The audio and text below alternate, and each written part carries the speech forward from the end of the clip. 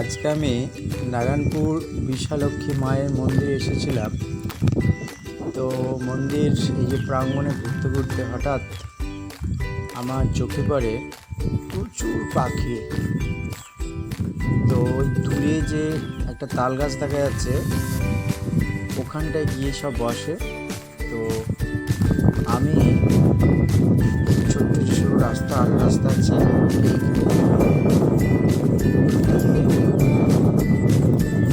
যাচ্ছি, দেখবো ওখানে দেখি আছে কত পাখি এসে বসে।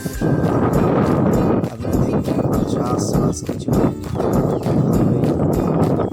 ঘাস, সমস্ত ঘাসেরা গরু ছাগল সব চড়ে। কিন্তু এখন তো সকাল, এখন কেউ আসে গরু ছাগল তার।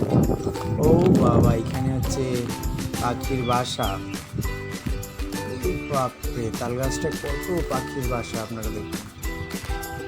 ওই ছোট্ট ওই যে উড়ে যাচ্ছে ছোট্ট পাখি, ওগুলো তাল গাছেই বাসা করে থাকে।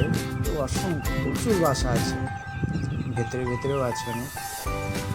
তো এই প্রথম আমি দেখলাম যে একটা তাল গাছে এত পাখির বাসা। আর এখানে শুধু এই পাখি নয়, আরও অনেক পাখি এসে দেখলাম এসেছে।